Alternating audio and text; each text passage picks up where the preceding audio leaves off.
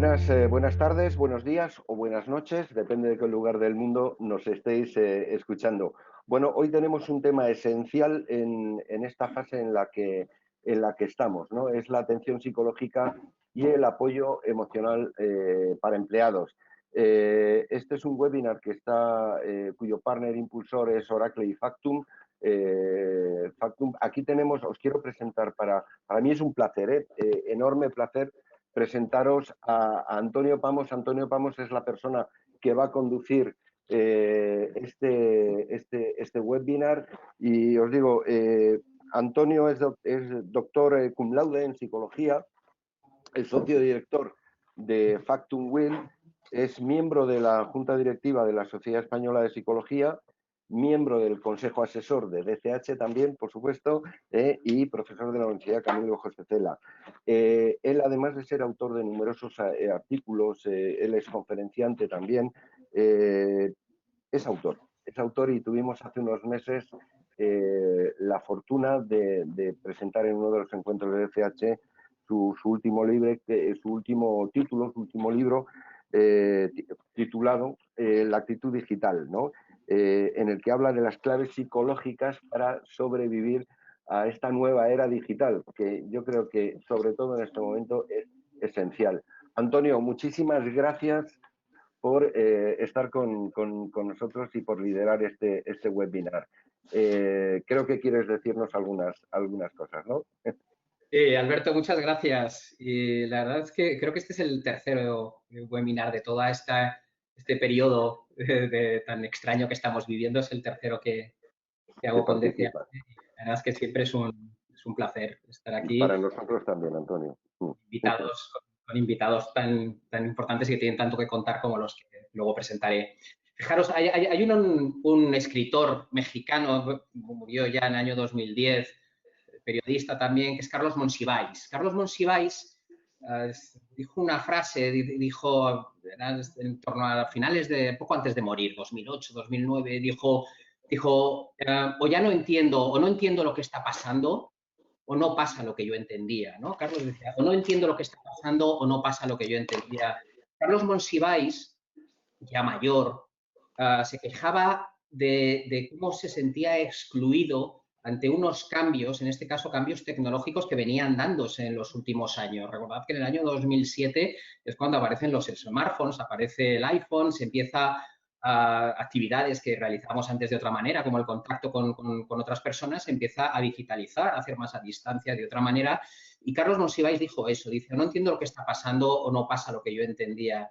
De alguna manera nos encontramos en un periodo parecido. Nos encontramos en una situación ahora mismo, después de estos meses de pandemia que hemos vivido y ese periodo de, creemos, pospandemia, ¿no? Por lo menos pandemia atenuada en la que nos encontramos ahora, en la que nos sentimos como un junco en mitad de una tormenta, de un huracán, ¿no? Nos vamos hacia un lado, nos vamos hacia el otro, pero con poca capacidad de poder ver hacia dónde vamos.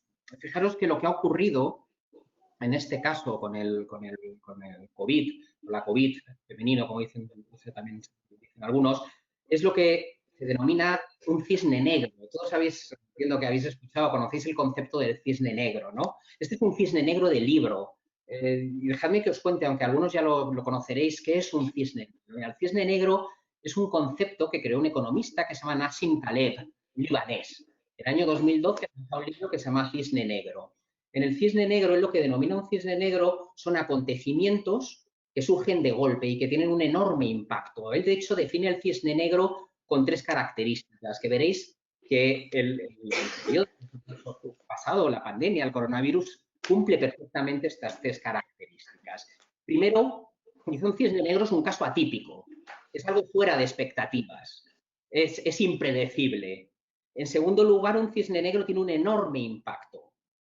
Y en tercer lugar, el cisne negro, y esto lo estamos viviendo ahora, es que a hechos consumados se crean explicaciones, ¿no? Es como el superhéroe de la serie South Park, ¿no? El capitán a posteriori. Caso atípico, impacto extremo, y a hechos consumados se crean explicaciones.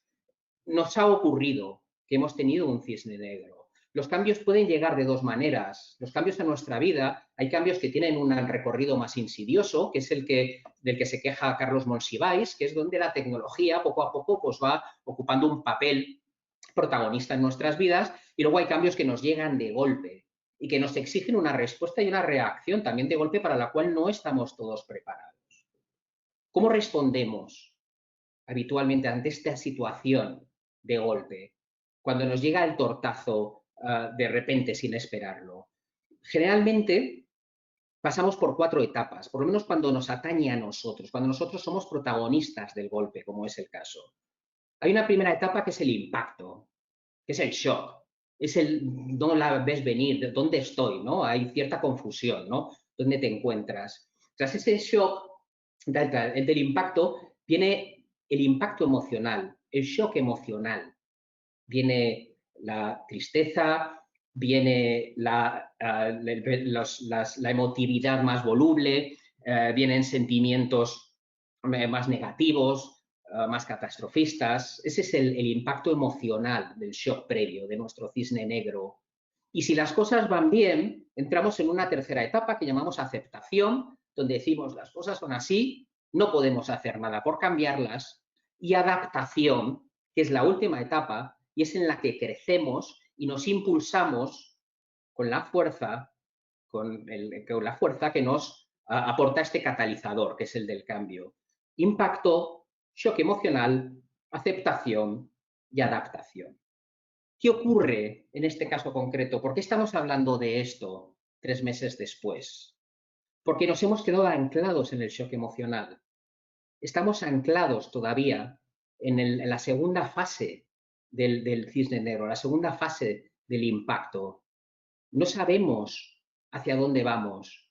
Estamos en un punto intermedio, porque cuando un hecho como este, además de generar una situación de estrés, además de generar una situación altamente emocionante o angustiosa, cuando se acompaña también de un periodo de incertidumbre y nos vemos ahí en medio, nos quedamos anclados, porque no podemos aceptar lo que no existe ni adaptarnos, por supuesto, a lo que todavía no es.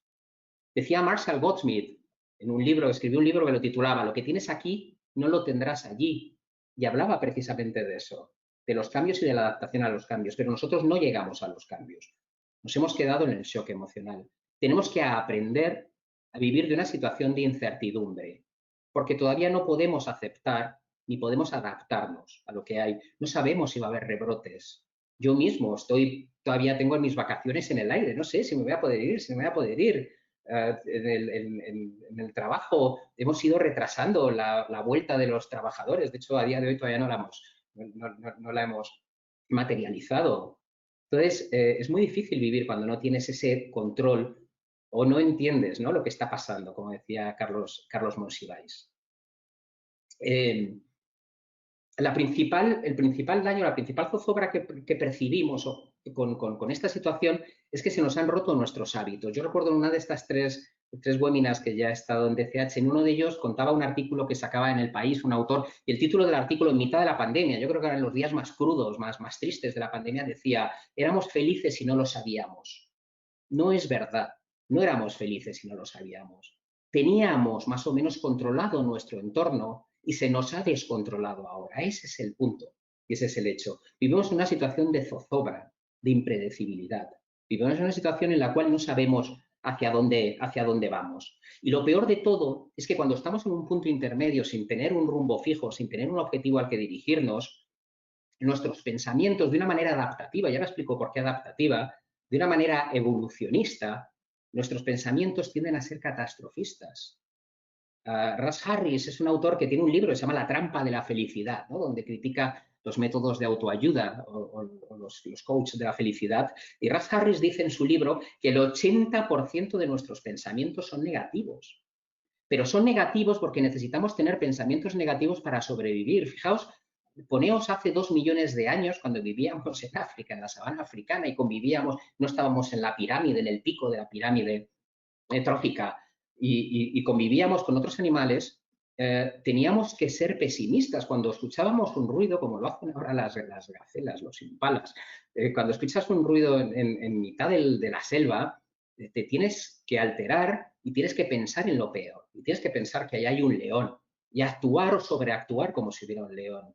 Eso nos permite sobrevivir y de alguna manera estamos ahora mismo sobreactuando porque nuestro cerebro nos dice, oye, ten cuidado, que esto puede ser peor de lo que te imaginas. Y eso nos vuelca en una suerte de pesimismo que afecta a todo lo que hacemos. Afecta a nuestras relaciones, afecta a nuestras tomas de decisiones, porque estamos anímicamente debilitados, estamos cansados.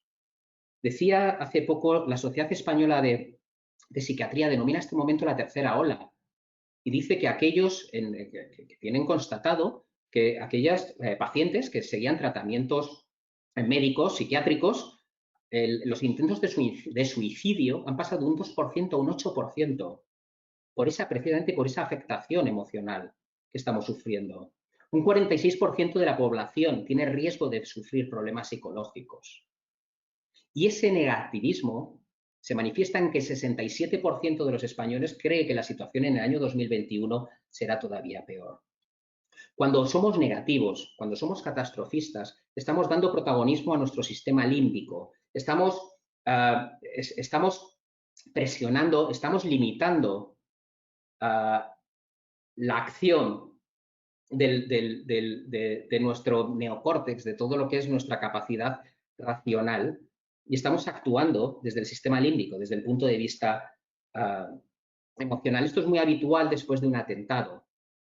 Por ejemplo, después de un atentado surge un temor a salir a la calle, surge un temor a estar en sitios concurridos, y hay un autor, Stephen Dufner, que dice, para que veáis lo irracional de estos miedos, que tenemos 575 probabilidades más de morir víctimas de un suicidio que en un atentado terrorista. Y sin embargo, le damos mucho más valor al atentado terrorista porque lo consideramos una amenaza externa descontrolada sobre la que no podemos hacer nada.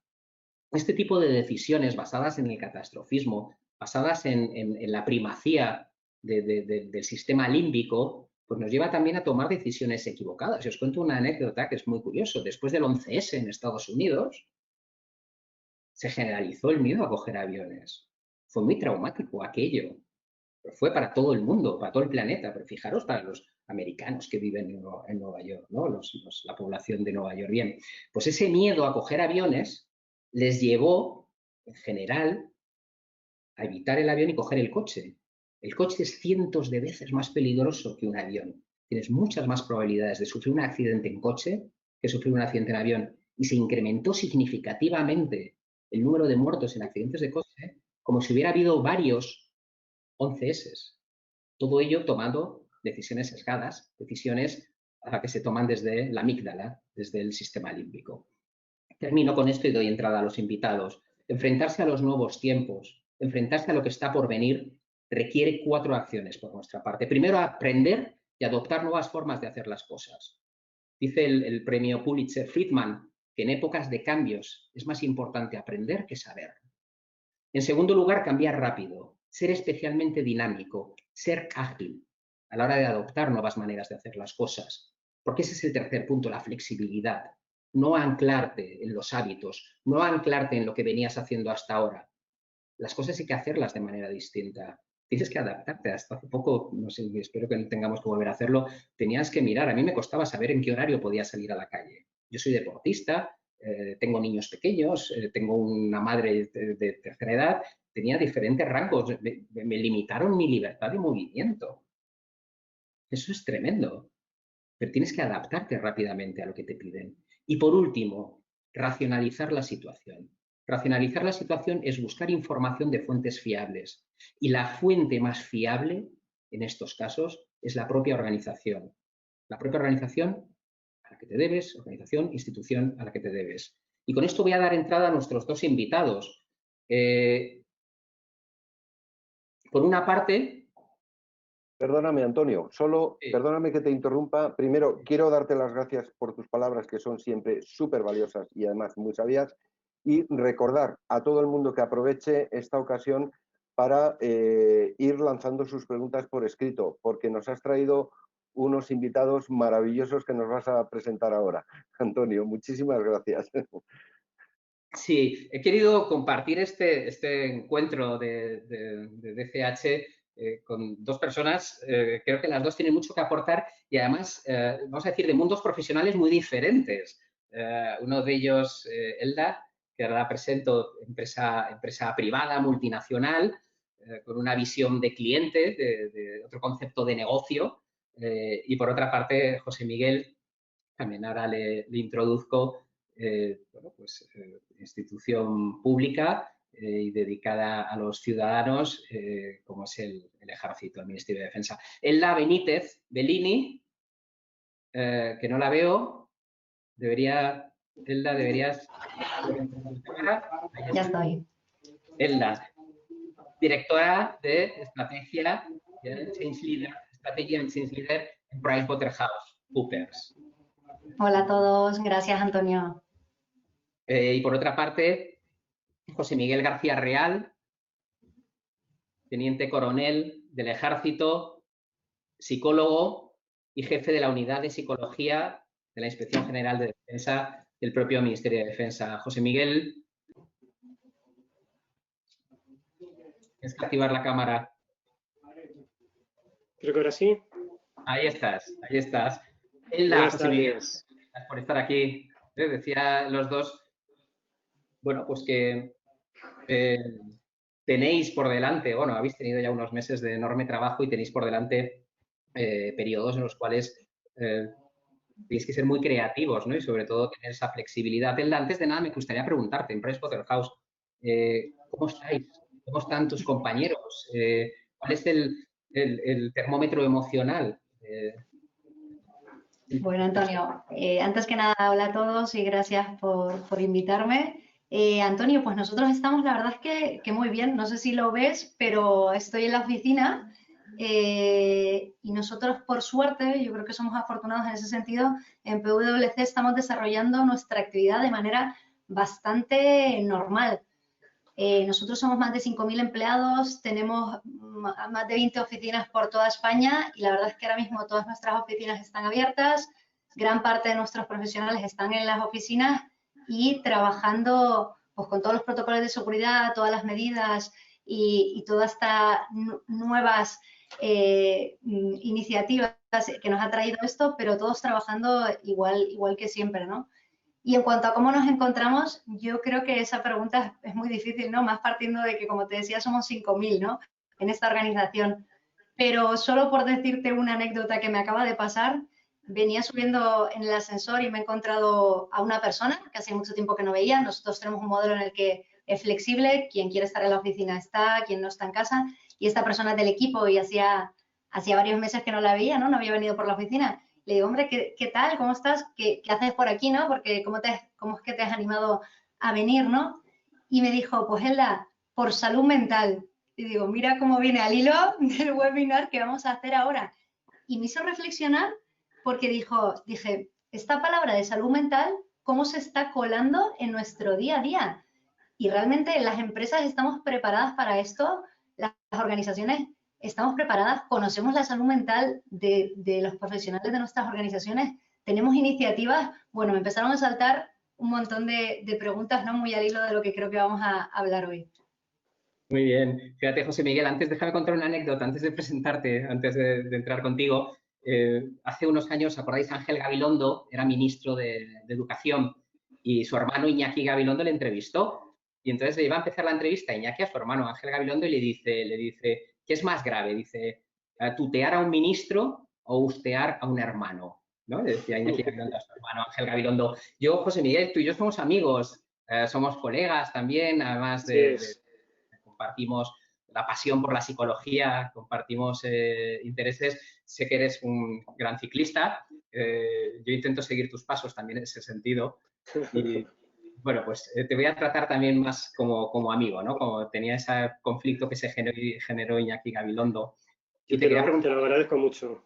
José Miguel, ¿cómo estáis con vosotros? Porque además el ejército ha tenido un papel fundamental en todo esto. ¿Cómo os encontráis? Pues buenas tardes. Permíteme primero también que os agradezca la invitación, ¿no?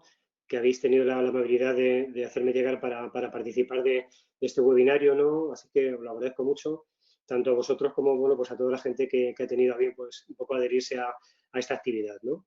Bueno, decías, Antonio, sí, claro que sí, desde luego que Fuerzas Armadas pues, han tenido un papel importante, bueno, como lo han tenido otras tantas instituciones, ¿no? Yo creo que al final ha habido mucha gente, muchas organizaciones, muchas instituciones luchando por una causa común, ¿no? Y Fuerzas Armadas y el Ejército ha sido una de ellas, ¿no?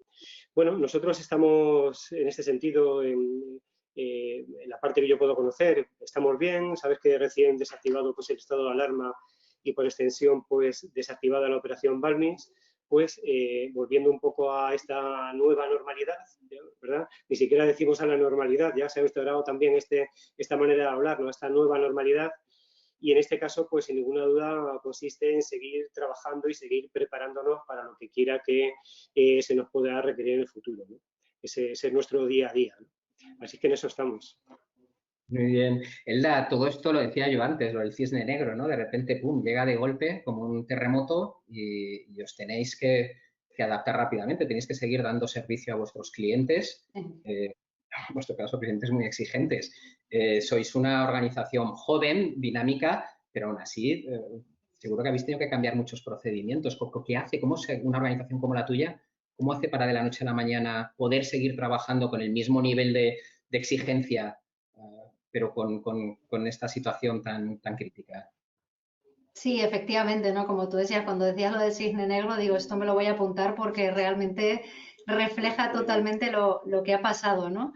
Yo creo que nosotros, por suerte, o sea, nosotros, como dices tú, no hemos podido parar, nosotros tenemos clientes a los que atender, proyectos en curso, y no hemos podido parar, ¿no? Pero por suerte yo creo que veníamos con los deberes hechos, ¿no? En parte, y te cuento por qué. Nosotros en los últimos años veníamos haciendo una inversión muy importante en tecnología, en implantar herramientas, Google, Workday, herramientas que nos permitieran trabajar en la nube, en hacer un poco ese cambio de trabajar más online, ¿no? De compartir documentos en la nube, de no guardar cosas en el PC, ¿no? Y esto puede parecer, por ejemplo, también todos nuestros profesionales tienen portátiles, desde hace unos años ya todos nuestros profesionales tienen móvil con acceso a datos y esto parece una tontería, pero hablando incluso con clientes, ¿no? Te contaban que al principio, en los primeros momentos de este caos, ¿no? Pues hubo muchas empresas que se tuvieron que lanzar a comprar portátiles y teléfonos móviles porque sus profesionales no tenían, ¿no? Pues nosotros en ese caso, por suerte, esto lo teníamos controlado, ¿no? Y por otro lado, también nosotros trabajamos muy en un modelo de cultura de trabajo por objetivos, ¿no? Y en ese sentido, eso también nos facilitó mucho lo que es la organización del trabajo, ¿no? Y desde hace más o menos 2 años para atrás, habíamos incluido como una línea estratégica la línea del fomento del bienestar, ¿no? Como una de las líneas estratégicas de los recursos humanos a desarrollar, ¿no? Y dentro de esta línea habíamos hecho mucho foco en la flexibilidad, con la suerte de que a pesar de que nosotros tenemos modelos de trabajo flexibles, habíamos empezado a hacer pilotos de teletrabajo, analizando datos, viendo qué modelo se adaptaba mejor a qué colectivo, haciendo diferentes modelos para que todo el mundo tuviera su modelo óptimo de trabajo, viendo cómo organizar los turnos. Y gracias a Dios, pre-COVID ya teníamos al 73% de la plantilla con acceso a teletrabajo. Y eso fue clave, o sea, ha sido muy clave. O sea, hemos tenido mucha suerte. Se han juntado una serie de factores que han hecho que hayamos tenido mucha suerte y hayamos podido, con tecnología, con modelos de teletrabajo y con una cultura de objetivos, pues un poco salir bastante airosos de esta situación, la verdad. José Miguel, a mí me llamó la atención un día que hablamos tú y yo durante la pandemia, en un momento en el cual estábamos todos confinados y tú estabas trabajando, estabas allí al pie del cañón. ¿Qué os llevaba? O sea, ¿por qué era tan necesario estar allí? ¿Qué actividades teníais? ¿Qué os pedía para tener que estar al pie del cañón ofreciendo un servicio continuo? Sé que también que tuvisteis que ampliar plantilla también, las circunstancias que se crearon. ¿Cómo lo abordasteis vosotros, Miguel? Bueno, pues sí, recuerdo, creo que hasta recuerdo esta conversación, ¿verdad? Que te decía yo, ¿no? Cuando hablamos de confinamiento, que en ciertos momentos casi echaba de menos, ¿no? De alguna manera, ¿no? Pues esa ventaja que yo creo que todo el mundo hemos encontrado durante el confinamiento, porque este periodo, para nosotros particularmente en la unidad, pues ha sido un periodo intenso, ¿no? en el que incluso, pues efectivamente, pues hemos necesitado pues reforzarnos, ¿no? Y bueno, y al final todo tiene que ver con un poco lo que es el planeamiento y la ejecución de algunas acciones dentro de esa operación, ¿no? De esa operación que han desarrollado las Fuerzas Armadas y que a nosotros la parte que nos tocaba era proporcionar, coordinar, ¿no? Y poner en marcha acciones psicológicas que dieran cobertura pues, al conjunto de la institución y particularmente a los intervinientes que estaban en primera línea participando de ella, ¿no? Cuando hablamos de intervinientes, si queréis hablamos de personal sanitario, si queréis hablamos pues, de la gente de los compañeros y compañeras pues, que a pie de calle pues, estaban trabajando en otro conjunto de acciones, ¿no? Y esa necesidad y esa responsabilidad de dar esa cobertura en diferentes niveles, además de actuación y el sentir, ¿no? que cada persona, cada componente de la institución que pudiera tener la necesidad de un apoyo psicológico lo tuviera, es lo que ha hecho que, digamos que nuestros días en este sentido, pues bueno, tengo que decir que hayan pasado rápido, relativamente, porque ya sabes que esa ocupación tan fuerte es un poco también lo que tiene y ha hecho que sea, bueno, pues necesario, con la normalidad de vida por otro lado, ¿no? que hayamos estado trabajando desde el comienzo, ¿no? Y hayamos tenido, hablo particularmente de las personas de la unidad, ¿no? Pues una vivencia, pues probablemente un poco diferente, ¿no? de lo que ha sido el confinamiento para otras muchas personas, ¿no? Sí, hay un tipo de dedicación que es menos visible. Claro, nosotros veíamos en el telediario, veíamos a los soldados atendiendo las residencias, pero a vosotros no se os ve, pero sin embargo estáis detrás. Yo tuve la suerte de poder hablar contigo en mitad de todo esto y fui consciente de la labor que estabais haciendo desde atrás, ¿no? Con menos visibilidad, pero tan necesaria. Es importante destacarlo. Para que una persona realmente pueda trabajar en la calle, pueda desarrollar su actuación, tiene que haber otro equipo, otro grupo de personas que estén facilitando que esa persona pues, haga su tarea lo mejor posible. Este es el caso, ¿no?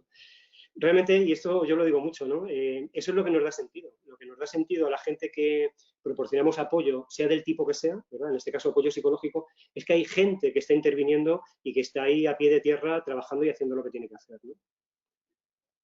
Elda, por vuestra parte, entiendo que esa adaptación a la nueva manera de trabajar ha sido más rápida, como decías. Fíjate, me acordaba, ¿os acordáis de la Torre Windsor? No, se quemó la Torre Windsor, que allí estaba Arthur Andersen, la Torre Windsor, que luego entró en Deloitte. Yo vivía aquello, pero yo tenía una relación muy estrecha en aquella época con Arthur Andersen y era otra época, me hace el año 2002 o 2004, algo así, fue un poco después, 2005, pero las tecnologías no estaban tan extendidas como ahora, ¿no? Y tuvieron de la noche a la mañana que readaptarse. Ellos, en su caso, recuerdo que les acogieron otras empresas, ¿no? Para poder dar servicio a sus clientes en otra época.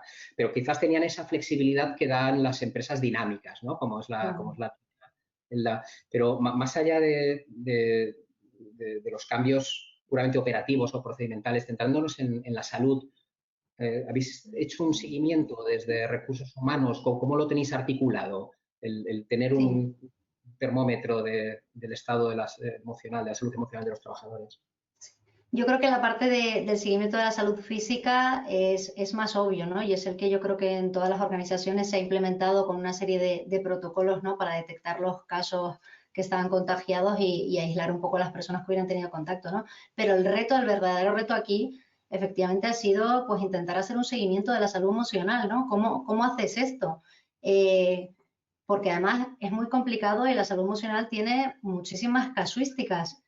Nosotros lo que hemos ido aprendiendo en los últimos años, y yo creo que lo hemos puesto de manifiesto, es que la palanca más potente para hacer seguimiento de la salud emocional es la gestión individualizada, la gestión de conocer cada persona. Y aquí os preguntaréis, ¿pero cómo se hace eso en una organización con 5.000 personas, ¿no? Porque somos muchos.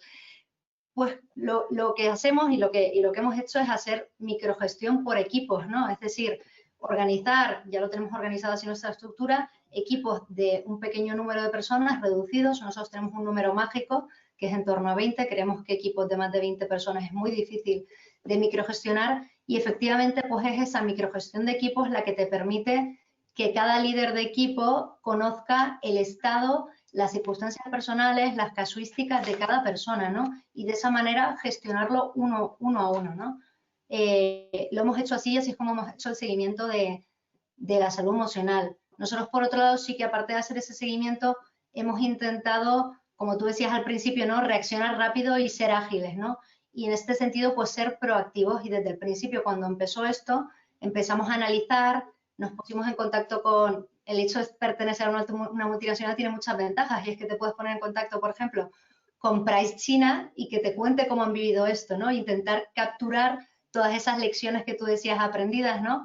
Y traértelas, ¿no? Pues hablando con otros países que estaban más adelantados, leyendo, pues intentamos reaccionar rápido para intentar identificar por qué fases, como tú decías anteriormente, iban a pasar los empleados, para intentar darles aquellos recursos que les ayudaran a sobrellevar esa fase, ¿no? Y curiosamente diseñamos un plan en 4 fases muy parecido a lo que tú decías, pero con fases diferentes. Y, por ejemplo, pensamos, oye, en una primera fase, inicio del estado de alarma, confinamiento, las personas van a necesitar mantener sus rutinas para sentirse tranquilos, ¿no? Pues dijimos, pues ahí lanzamos, por ejemplo, una app de entrenamiento físico y de nutrición, ¿no? Para que pudieran seguir haciendo sus rutinas confinados dentro de casa, ¿no? Tú decías, el deporte es muy importante, ¿no? Para ti, para José Miguel, yo también. Y eso realmente al principio tuvo un impacto muy positivo. Después dijimos, oye, se prorroga el estado de alarma, se incrementan los contagios, las personas empiezan a tener miedo de salir a la calle y contagiarse, y de ir a hospitales aunque tengan síntomas y contagiarse. Pues ahí lanzamos, por ejemplo, una app de telemedicina, de tal manera que todos los profesionales podían hacer consultas médicas por una app, por videollamada, e incluso podían recibir recetas médicas electrónicas directamente en el móvil, ¿no? Sin necesidad de ponerse en riesgo o tener ese miedo a ponerse en riesgo yendo a un hospital, ¿no? Después dijimos, oye, se empieza ya a alargar esta situación, ¿no? Las personas van a empezar a acusar las emociones, ¿no? A tener que afrontar cambios emocionales muy fuertes, ¿no? ¿Qué hacemos aquí? Pues ahí lanzamos un programa muy específico de formación en resiliencia y en mindfulness, ¿no? Para ayudar a esto. Y ya en la última etapa, cuando empezó el planteamiento de la desescalada, ahí nos planteamos que habría muchas personas que estarían pasando por nuevos retos emocionales, por ejemplo, duelos, ansiedades, y ahí es cuando hemos lanzado la última iniciativa, que todavía sigue vigente, y que es un servicio precisamente de atención psicológica 24/7, gratuito, para todos los profesionales y todos sus familiares, para efectivamente darles esta tranquilidad. O sea, es decir, nosotros lo que hemos hecho es hacer seguimiento, pero sobre todo intentar adelantarnos y poner recursos, ¿no? Para que todos los profesionales tengan lo que necesiten para poder sobrellevar esta situación, que es muy fuerte, es muy dura, de la mejor manera posible. Muy bien. José Miguel, tú eres un enorme psicólogo, que yo además admiro mucho. Voy a tirar de tu faceta de psicólogo. Él hablaba de la resiliencia. Cuando uno piensa en los cuerpos de seguridad, o en este caso de ejército, se imagina profesionales recios, gallardos, ¿no? Ese aire marcial, duros. Chicos y chicas fuertes, ¿verdad? La resiliencia se puede trabajar. Los militares entráis ya resilientes. ¿Cómo se puede desarrollar la resiliencia en unas personas, trabajadores como en este caso vosotros, que tenéis que hacer frente a situaciones de tensión? Pero primero, porque estaba escuchando a Elda, me estaba encantando lo que estaba diciendo, ¿no? Fíjate, hablabas de proactividad y enorme creatividad. Además, me atrevería a añadir en todo lo que habéis hecho, lo que habéis estado haciendo, ¿no? Unas ideas fantásticas para apoyar a vuestro personal, ¿no? Fíjate, Antonio, en la introducción que hiciste, creo que decididamente casi una definición, diste una definición de resiliencia, ¿no? Dijiste algo así, y es que me ha parecido tan bueno, ¿no? Como que nos sentimos como juncos un poco llevados por la tormenta, ¿no? Y qué bueno, además, lo del junco llevado por la tormenta, ¿no? Porque el junco, en esa tormenta, lo que hace es que de alguna manera se adapta, bueno, pues a los vientos tal, flexiona, pero no parte, ¿verdad? Pero no parte. Es decir, tiene la capacidad de adaptarse, de doblarse en un momento dado, ¿verdad? A cualquiera nos puede pasar que nos viene algo, en fin, que nos deja un poquito bajos, etcétera, pero el junco, como las personas resilientes, lo que tiene es la capacidad de levantarse, ¿no? ¿Verdad? Siempre hablamos de esa diferencia entre resiliencia, que tiene esta característica, o resistente, que puede aguantar durante mucho tiempo, pero si parte de verdad, ¿no? Que es algo realmente importante. Pues, claro, nosotros nos ha preocupado mucho este aspecto, como puedes imaginar, y como bien dices, ¿no? El mejorar, y sin ninguna duda, contesto a tu pregunta, se mejora la resiliencia, claro que sí. Claro que, por supuesto, la resiliencia se mejora. La resiliencia es una capacidad que tiene un enorme potencial de aprendizaje y que tiene bastante bien identificados los factores, ¿no? Que nos hacen que con un entrenamiento y con una formación adecuada, pues mejore, ¿no? Fijaros, para nosotros ha sido importante y también quiero un poco unirme a algo que ha comentado Elda, ¿no? Es un poco el trabajo con los empleados, ¿no? Pues a través de esos microequipos, ¿no? Liderados por una persona. Bueno, para nosotros ha sido muy importante dirigirnos a los mandos intermedios, ¿no? de la organización, y lo hemos hecho además, ¿no? ¿Por qué? Porque entendemos que ellos, aparte de las personas individualmente también, sin ninguna duda, ¿no? Pero el colectivo de mandos intermedios ha sido muy importante para nosotros.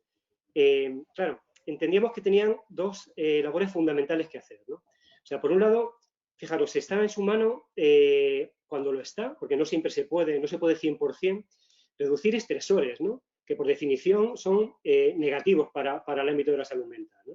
Reducción de estresores. ¿Qué significa reducir estresores? Pues significa reducir, por ejemplo, no sé, pues el tema de los roles asociados al trabajo, hacer una buena definición del rol, no tener diferentes roles, ¿verdad? Aquello de que igual haces una cosa que haces otra. No sé, hay diferentes tareas que se pueden hacer relacionadas con la carga del trabajo, relacionadas con los horarios, etcétera, etcétera, ¿no? Eso está un poco, de alguna manera, en su mano, ¿no? Bueno, hay otras cosas que se pueden hacer también y que también yo creo que estos mandos intermedios pueden trabajar, que tienen más que ver con potenciar los recursos tanto internos como externos de la propia persona para hacerla más resiliente.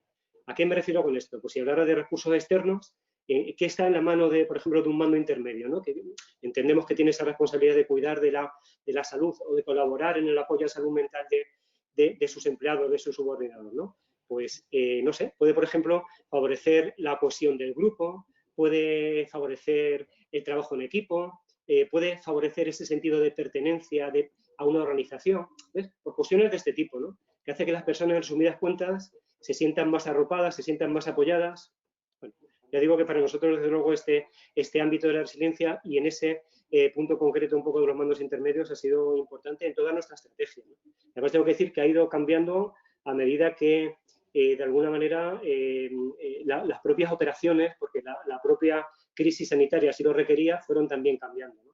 Hemos intentado que se vayan adaptando nuestras actuaciones un poco a lo que era el requerimiento puntual, ¿no? De las operaciones que teníamos en curso. Muy bien. Hoy se votaba en el Congreso la denominada nueva normalidad, ¿no? Palabra terrible, porque además en ese tema va incluido así de forma implícita un preparaos, ¿no? Nueva normalidad que requiere ese que llamaba yo adaptación y en el que todavía no hemos entrado, ¿no? La adaptación, quizás por eso hay tanto incumplimiento ahora mismo de las normas, ¿no? Porque no hemos sabido todavía adaptarnos a la nueva normalidad. Elda, lo que viene ahora. Vamos a pensar bueno, pues que se van controlando los rebrotes, que no va a haber ninguna situación tan crítica como la que hemos tenido antes, pero sí tenemos que adaptarnos o tenemos que entrar en esa situación de cuidado, de estrés postraumático, como dice José Miguel, donde pueden que afloren inestabilidades que se han ido larvando, ¿no? En los meses anteriores. ¿Qué vais a hacer? ¿Qué tenéis preparado para partir de ahora, para vuestros trabajadores?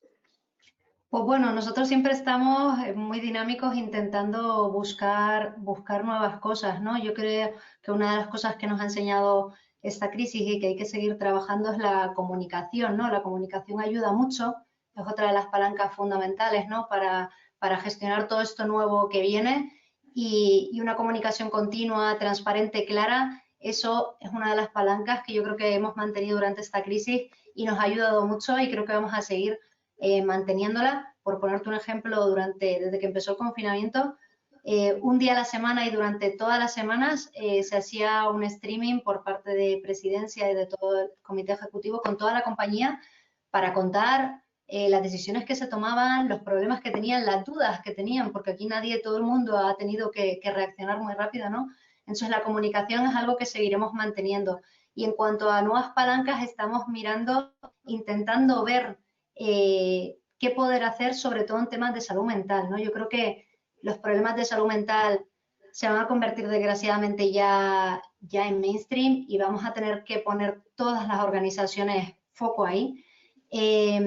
Lanzar temas de salud mental no es nada fácil. Nosotros cuando hemos tenido que lanzar estas iniciativas ha sido complicado. Hay que quitar miedos, hay que quitar estigmas, hay que quitar muchas barreras. Es muy, muy difícil lanzar cosas de salud mental, pero yo creo que ya hemos abierto el camino y ahora vamos a seguir por aquí, ¿no? Es un camino muy largo, pero hay que recorrerlo. Yo creo que todas las organizaciones tenemos que estar aquí. Los datos que tú decías, Antonio, al principio son escalofriantes. O sea, es que todas las organizaciones vamos a tener que atajar este problema, ¿no? Ya te digo, nosotros hemos abierto el camino y ahora seguiremos trabajándolo, ¿no? Como tú decías, desde el punto de vista de la resiliencia, ya hemos empezado el mindfulness, pero a mí me gustaría sobre todo avanzar en esa eliminación de estigmas, ¿no? Tenemos ejemplos de otras cosas que se hacen en otros países, en otras empresas, hemos hecho análisis y yo creo que ahí es donde hay que avanzar más, ¿no? En tener una cultura abierta en la que se puedan tratar los problemas mentales de forma abierta, porque eso va a ayudar mucho. Y creo que esa es la línea que seguiremos. Sí, fíjate, yo colaboro con un centro sanitario que además ahora está vinculado con Factum a ofrecer apoyo psicológico a las empresas.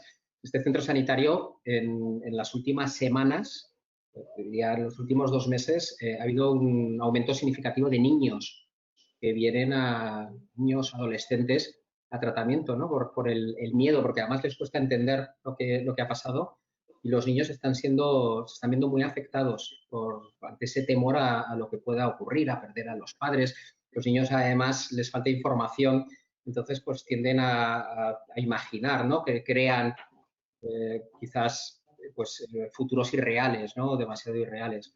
Y sí, ha aumentado significativamente. Hablabas de la comunicación, ¿eh? Es fundamental. Yo también lo he dicho, la mejor manera de racionalizar lo que ocurre es con información veraz, y con información sucinta. Y también ahí hemos tenido muchos problemas, ¿no? Se han cruzado por el camino demasiadas mentiras, demasiados bulos, demasiados intereses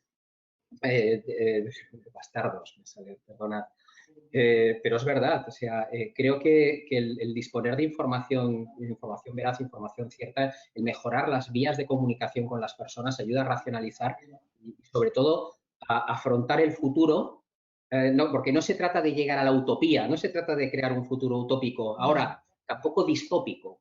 Entre la utopía y la distopía hay un punto intermedio, que es al que debemos llegar, que es el punto más realista. José Miguel, vosotros, y ya estamos muy avanzados en tiempo, ¿cómo os planteáis esta nueva normalidad, lo que está por venir? Vosotros además en estado de alerta, ¿no? Por lo que pueda ocurrir, o si de repente tenéis que volver otra vez a salir a la calle a ayudar. Claro, pues es un poco lo que comenté al principio, ¿no? Que esta vuelta nuestra a la normalidad pues sigue teniendo que ver absolutamente con la preparación, ¿no? Y pues para lo que se pueda requerir de nosotros, ¿no? Me parece el estigma una palabra clave, me parece que es una de las claves de todo esto. Me parece que la lucha contra el estigma, el normalizar la presencia de problemas en el ámbito de la salud mental y poder, por tanto, normalizar tanto la presencia como la comunicación, como el tratamiento, yo creo que está a la base de lo que nos tiene que venir en el futuro, ¿no? Creo de verdad que es una de las claves de esto, porque de esta manera podremos atajar muchos problemas en sus inicios, ¿no? No cuando los problemas están avanzados o están cronificados, que siempre pues es más difícil tratar con ellos, ¿no? Nosotros tenemos a este respecto, ¿no? Lo que nos viene, hablando del cuidado un poco de la salud mental de las personas de minorización, bien es verdad que tenemos una estructura permanente muy potente ya avanzada hace muchos años, ¿no? Y esto facilita pues extraordinariamente la tarea, ¿no? Es decir, nosotros tenemos gabinetes y centros de psicología repartidos por toda la geografía nacional, ¿no? Y en el ámbito de todos los ejércitos, ¿no? Grandes unidades, etcétera, etcétera, ¿no? Entonces, esa estructura previa sobre la que crecemos, reforzándola en la medida que sea necesario en puntos concretos, ¿no? Y basado, como también habéis dicho ambos, ¿no? En una comunicación que intentamos además habitualmente que sea no solamente fluida, sino que intentamos que tenga unos cauces claramente establecidos, ¿no? De manera que haya, bueno, pues que sea bidireccional y que podamos en ese sentido, pues, tanto comunicarnos, ¿no? Cualquier cosa que proceda, como por otro lado, pues adquirir toda la información necesaria, nos parece también el otro, diría, como el otro punto de anclaje, ¿no? Cara a lo que nos viene en adelante, ¿no? Cara a hacer ese seguimiento, ¿no? Muy bien.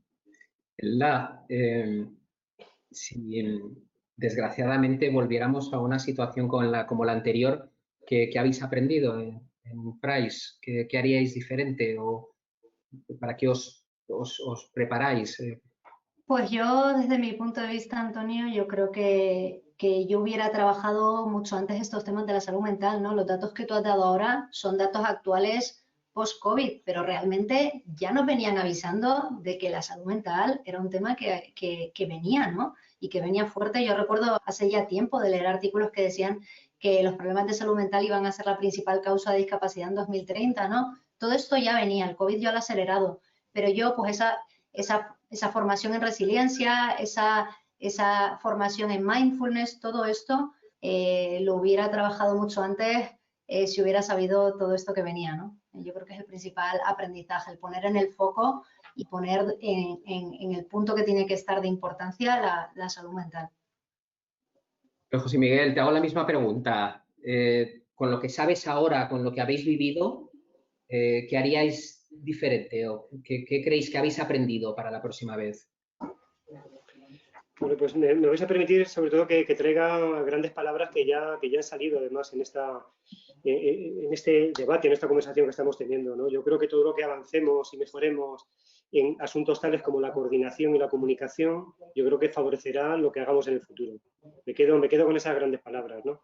Me quedo con esto y me quedo también con, bueno, evidentemente extraer lecciones aprendidas, pero no solamente, si me permites, Antonio, de lo que hemos hecho mal, sino también de lo que hemos hecho bien, que han sido muchas cosas, ¿no? Para potenciarlo, para establecerlo y para darle estabilidad y mejorarlo si cabe, ¿no?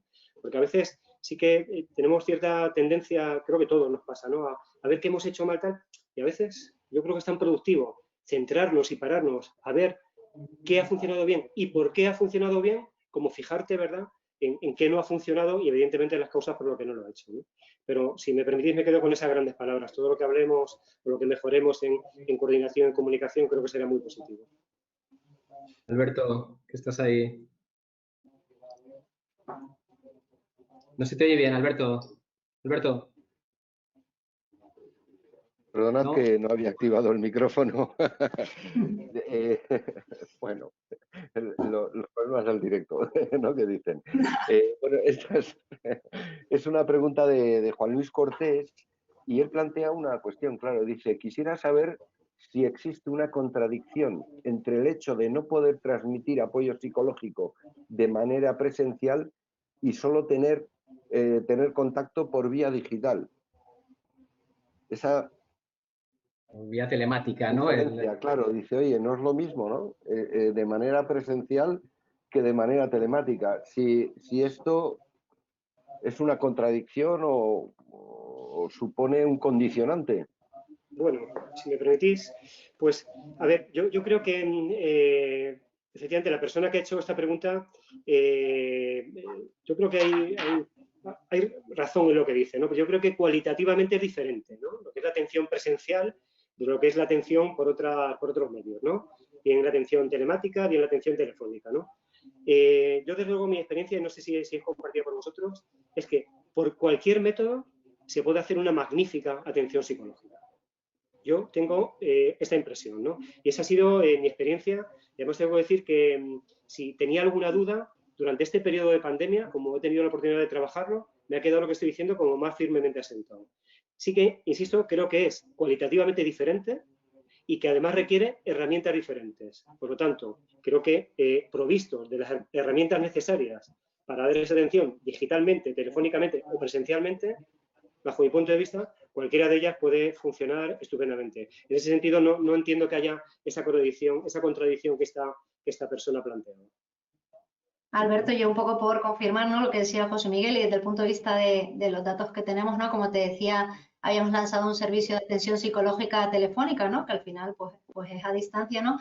Y tenemos poco feedback de esto, ¿no?, porque evidentemente son sesiones anónimas, confidenciales, y el feedback que nos llega es pues de compañeros que abiertamente se quitan ese estigma, ¿no?, y te dicen, oye, me encontraba mal, he tenido un problema, he llamado, y el feedback que tenemos es muy bueno. Es que realmente no se nota esa barrera y están teniendo sesiones que dicen que les están ayudando mucho y que las valoran mucho. O sea, yo estoy con José Miguel.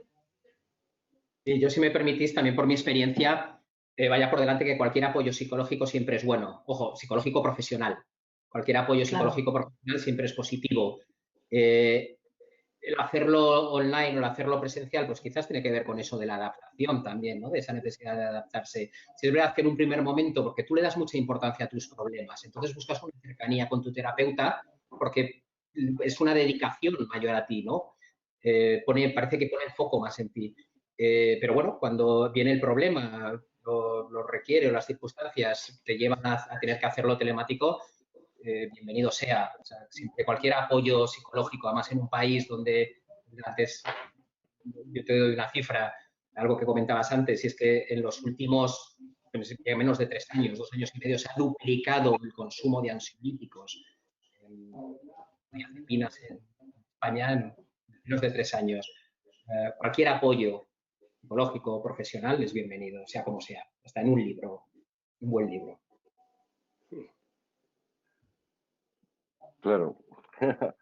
Bueno, hay una pregunta de Sonia Suárez, que la dirige a Elda, en realidad, pero yo creo que es una pregunta que se puede dirigir perfectamente a ambos, ¿no? Que dice que qué barreras se pueden encontrar las compañías para Elda para afrontar los temas de salud mental, ¿no? Al fin y al cabo comentabas, ¿no? Que es uno de las cosas que hay que desarrollar, pero claro, también a nivel de organización, seguro que hay barreras que bueno, pues que os podéis encontrar, ¿no? Yo creo que en ambos ámbitos, además. Ahora José Miguel nos dirá, ¿no? No sé si es así. Sí. Yo por mi parte, vamos, creo que es una pregunta muy interesante porque nosotros lo hemos vivido y creo que puede ayudar mucho quizás a personas que estén a cargo, ¿no? De direcciones de recursos humanos, que nos estén escuchando y que ahora se estén planteando, ¿no? Cómo empezar a diseñar iniciativas en torno a esto, ¿no? Nosotros por nuestra experiencia y por lo que llevamos trabajando estos años atrás, nos hemos encontrado 2 barreras muy importantes a la hora de lanzar temas de salud mental dentro de organizaciones como la nuestra, ¿no? La primera es una barrera cultural. Culturalmente no estamos preparados para tratar abiertamente la salud mental. Yo aquí veo la diferencia, veo mucha diferencia con otros países, ¿no? de nuestro entorno. En otros países la cultura es diferente, está mucho más abierto y eso lo tiene mucho más interiorizado. A nosotros todavía en ese sentido nos queda mucho. Hay miedos, hay tabúes, hay estigmas, ¿no? Esta es la primera barrera, la barrera cultural. Y la segunda es una barrera en cuanto a los datos, ¿no? Yo creo que ahora todos los profesionales del sector de recursos humanos, yo vengo de la consultoría y a mí me encantan los datos, le queremos poner KPIs y datos a todo, ¿no? Y yo creo que es una de las claves de los recursos humanos a futuro, poder medir lo que haces y medir impactos. ¿Qué pasa? Que cuando te pones en temas de salud mental, capturar los KPIs del bienestar mental y emocional es altamente complejo. Principalmente porque los datos relacionados con la salud mental, la mayor parte son confidenciales. Entonces, ¿cómo mides tú el impacto? Primero, ¿cómo mides tu situación de partida para analizar el problema que tienes, la magnitud? Y por otro lado, ¿cómo mides el impacto, si está yendo bien o está yendo mal lo que estás realizando, ¿no? Para mí esas son las 2 barreras fundamentales, la de la cultura y la del dato. Pues yo voy a volver a hacer mención al asunto del estigma, que me parece, como dije antes, crucial y que me parece una barrera enorme. Me parece que hay colectivos y profesiones, ¿no? Que por el propio rol que asumen casi puesta a trabajo, no estoy hablando ahora particularmente de Fuerzas Armadas, me puedo referir, por ejemplo, al colectivo de personas que trabajan en emergencias, por ejemplo, ¿no? Ese claro. Rol de cuidador, de persona que está trabajando siempre para proteger a los demás, ¿no? Y que en un momento dado necesita a su vez ser ayudado, ser protegido, ¿no? A veces esa disonancia, ¿no? Entre el rol que ofreces y eso que necesitas es algo que entiendo que hay que trabajar. Por otro lado, fijaros, sí que quiero en este sentido también ser positivo y lanzar también un mensaje positivo, porque yo creo que esas cifras aterradoras que Antonio ha comentado en varias ocasiones y la misma Elda, ¿verdad? Y que hemos traído un poco pues, a esta conversación, yo creo que si tengo que sacar algo positivo es poner de manifiesto la enorme necesidad de atención psicológica que hay y que va a seguir habiendo en un futuro próximo, y quizá esto contribuya también, ¿no? Dado que se ha hablado mucho, tanto de esto, pues un poco a derribar alguna de esas barreras un poco que estamos mencionando. Claro. Si te parece, Antonio, os voy a plantear 2 últimas preguntas, ¿de acuerdo? Creo que son interesantes. Una de ellas es de Marta Vicens, y claro, habla, dice, nos gustaría que nos pudiesen poner algún ejemplo de acciones concretas que han desarrollado con los empleados para detectar y trabajar problemas de salud mental en los empleados. Respondo. Bueno, yo creo que aquí hay varias iniciativas, ¿no? Pues para detectar, pues por ejemplo, tenemos cuestionarios, nosotros trabajamos mucho en grupos de trabajo, focus group, ¿no? Pero por lanzar, si quieres, alguna más innovadora, nosotros tenemos una iniciativa que se llama Green Light to Talk, ¿no? O sea, luz verde para hablar, ¿no? Y es una iniciativa que promueve conversaciones abiertas sobre salud mental. Se genera y se identifica dentro de la organización una red de defensores, advocates lo llaman, de salud mental, a los que forman específicamente, no son profesionales obviamente, pero les dan formación específica para abordar conversaciones sobre la salud mental. Y se reparten lazos verdes a profesionales que estén dispuestos abiertamente a tener una conversación amistosa sobre problemas de salud mental. De esta manera se va creando una cultura, como decía antes José Miguel, de intentar un poco ir derrotando esos estigmas. Y es algo que surge de manera muy natural, la gente se apunta y funciona muy bien, ¿no? Otro tipo de iniciativas que se han hecho, pero que a nivel cultural son más fuertes, ¿no? Son visibilizar ejemplos, ¿no? Por ejemplo, un país de Price de nuestro network, ¿no? Hizo una campaña en la que socios y directores de la compañía visibilizaban sus problemas de salud mental. Salía una socia, por ejemplo, diciendo que había tenido una depresión postparto. Salía un socio diciendo que había tenido un problema de ansiedad. O sea, visibilizar esos casos para normalizar los problemas de salud mental y efectivamente contar historias de éxito de cómo se superan estos problemas, también son iniciativas que si se logran quitar esta barrera cultural y si se logran lanzar, tienen mucho impacto. Bueno, pues yo voy a mencionar una acción sencilla, ¿no? Que es la puesta en marcha de un teléfono de atención psicológica a la interviniente, ¿no? Claro, hemos querido en este sentido ir un poco más allá de lo que el propio nombre del servicio indica. Evidentemente, su función principal es atender a aquellas personas que hubieran podido pues presentar pues, algún problema de salud mental y que quisiera en este sentido pues, hacer alguna consulta, ¿no? Quisimos darle al menos como dos enfoques diferentes, ¿no? Otros dos enfoques diferentes, ¿no? Otro fue el de poder apoyar a estos mandos intermedios que he mencionado antes, una especie de teléfono de asesoramiento para que ellos a su vez trabajaran con las personas de las que son responsables. Este sería el segundo enfoque de este teléfono. Y el tercero sería pues, un enfoque de adquisición de datos, ¿no? Para, a través de las propias consultas que se nos hacían, tomar el pulso un poco de lo que estaba sucediendo un poco a pie de tierra, como quien dice, ¿no? A través de las consultas, saber qué problemas se estaban manifestando, ¿no? Esa triple función, ¿no? Funcionalidad de ese teléfono de atención al interviniente. Puedo mencionar también, por ejemplo, y nos ha funcionado muy bien, la puesta en marcha de varias, hasta 6 en este caso, guías de protección psicológica, ¿no? Que han tenido una enorme difusión, ¿no? Al final la digitalización y las TIC, pues es lo que tienen, ¿no? Que cualquier cosa que haces enseguida adquiere una enorme difusión, ¿no? Y estas guías yo creo que también han sido muy, muy positivas y que tienen valores muy positivos que hay que destacar, ¿no? Todas las cosas pues te permite tener, ofrecer un mensaje pausado, muy medido, muy pensado, de lo que quieres hacerle llegar a la gente, ¿no? Y además te permite reaccionar a los cambios que se van produciendo en el desarrollo, en el propio proceso de la crisis, de una manera cuasi automática, ¿no? Y esto también es una iniciativa que nos ha funcionado muy bien. Muy bien, fantástico, fantástico. Antonio, no tenemos tiempo para más. Me hubiese gustado hacer una pregunta más, pero no lo vamos a hacer. Sí te pido, por favor, que cierres antes de dar yo el cierre, de cerrar las cortinas.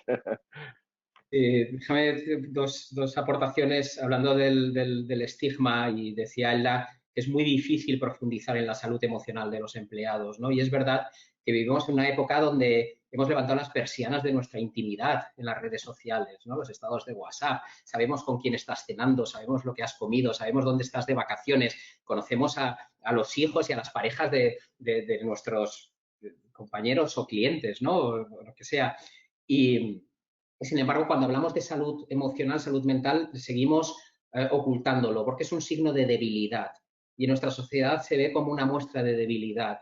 Y creo que eso, el no poder hablar, cuéntalo, ¿no? El no poder compartir con los demás el cómo te encuentras, limita mucho la posible mejora, la posible evolución de los pacientes, ¿no? Y antes de despediros, simplemente estamos en un proceso de aprendizaje, estamos en un proceso en el cual tenemos que llegar a un punto en el cual seamos capaces de adaptarnos a la nueva situación. Y traigo una frase de Confucio. Confucio siempre resulta muy útil, ¿no? A pesar de van pasando los siglos, y siempre es muy difícil. Ayuda bastante, ¿no? Tenerle a mano. Confucio decía que existían 3 formas de llegar al aprendizaje, ¿no? Decía, a través del estudio, que es la forma más noble de llegar, a través de la imitación, que es la más sencilla, y él hablaba que a través de la experiencia, que es la manera más amarga de aprender, ¿no? Y de llegar a un punto. Y es en lo que estamos, en la experiencia. Quizás es la manera más dura de poder alcanzar o de poder llegar a una meta. José Miguel, joder, muchas gracias a los dos por estar aquí. Me he sentido muy cómodo, creo que me ha parecido muy interesante lo que habéis contado los dos, cada uno desde vuestras perspectivas, que tenéis mucho más en común de lo que yo esperaba a priori, ¿eh? Totalmente, era lo que te iba a decir. Claro, yo a ti en una de las 4 torres, José Miguel, yo sé dónde está, que es en Gómezulla, y aparentemente pensaba que iban a ser como mundos más distintos que va. Al final los dos trabajáis con personas y la manera de llegar a las personas es la misma.